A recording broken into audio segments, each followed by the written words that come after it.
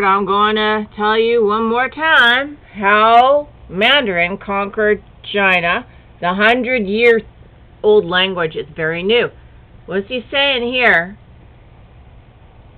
Somewhere in here, it's the Japanese that wanted this language promoted because they like the northern language. It's closer to Japan, and they don't like the southern province. Guangdong is where you got your anyways, then they showed this little happy cat because they were happy. This is largely the reason why so many people advocated for the national pronunciation and keeping the southern. We want the Cantonese thing because it's a Japanese model. You know why? Because Terence McKenna said so. Take a look at the future of humanity.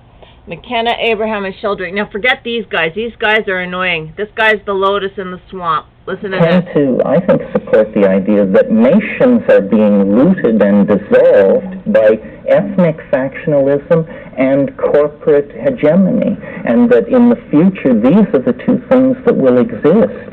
And, people will, it's a Japanese model. Bingo!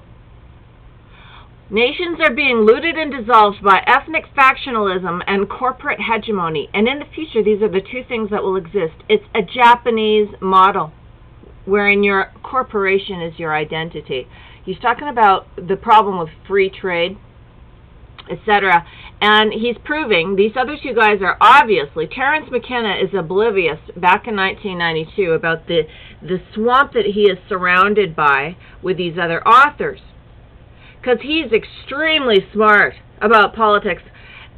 More than anyone, he knows history and politics in a very objective way. And they killed him off. So he's dead. I don't know why. Now, why this is really important is that, as you know, everybody knows, there's a billion... These two guys are saying how bad it is for so many people in the world. Well, they've always been towing that party line that there's too many Chinese in the world. Now, I know this is bullshit. I know it. They're just threatened by the population because, you know what? It's all bullshit. So, if you want to really look at here's a guy who spoke Cantonese from the Guangdong province. Okay, Key Luke. Here's an example of all the movies that he was in. Look at this, okay? Millions.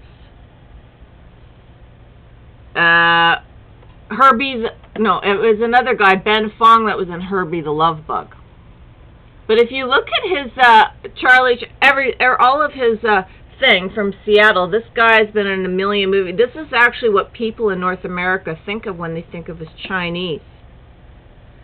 We recognize the accent, and we know from epigenetics that sound creates the human, just like clothes make the man. Sound creates the human. So our DNA, even DNA of Americans, is much linked with the Guangdong province language, which is Cantonese, which is southern, not northern, not Japanese.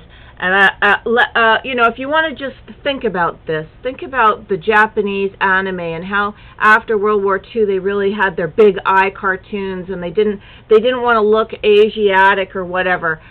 This Mandarin is like that, jaded Mandarin. It's okay. I'm not going to go into, I could go into this for hours. If anyone wants to start up a think tank with me, go for it. But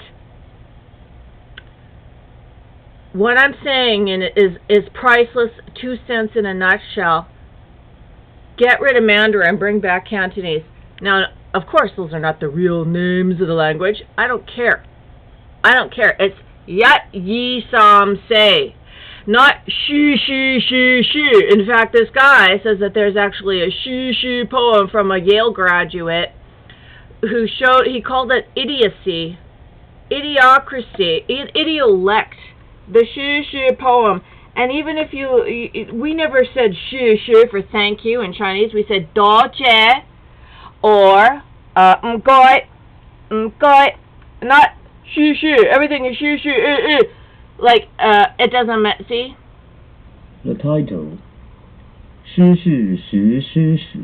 Listen to The that. content, 时事诗事诗事，事事事实实施，是实实是是是是 See how ridiculous 实 this 实 is? 是实施是是 So, 事实是实是是是是是实施是实是 You see? 实是实施是是是实是 the story of 实 Mr. 施 Shi eating lions recited in Mandarin Cantonese.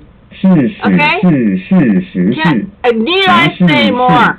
是实是实实实 Now, if you wanted to take over a country like the Japs always wanted to take over China, and you don't know about this, but maybe some old British grandparents might know a thing or two.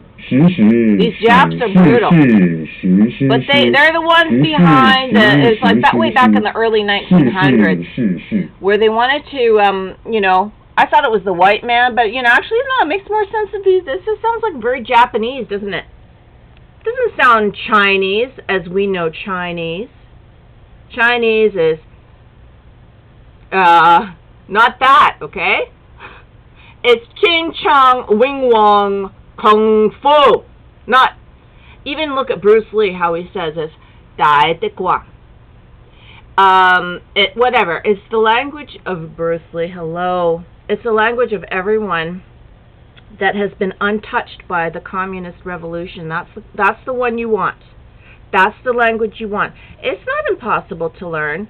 Animals like it. It's like very much like nature itself with 6 tones. It's not like this monotonous shi, shi, shi, shi, shi. In fact, there's no such thing as shi, shi. It's an X. You know what X means? Death.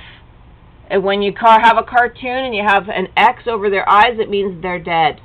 They are dead. It's a dead language, and 1 billion people are speaking it. Everyone's saying, oh, that's the future. That's the New World Order language. You know, all these idiots.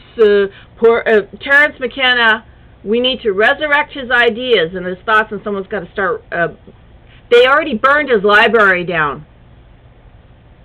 So, if the Chinese themselves don't want, I know they want to destroy the Cantonese language. I know that.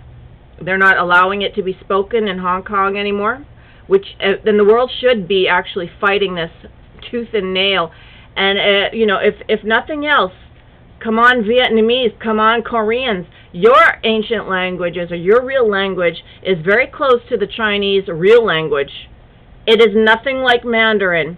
So, you know, the whole point is you do not want this enemy that is 1 billion plus, because it's the language. The enemy is not the culture, it is not the blood, it is the tongue. Death and life are in the power of the tongue, says the Lord.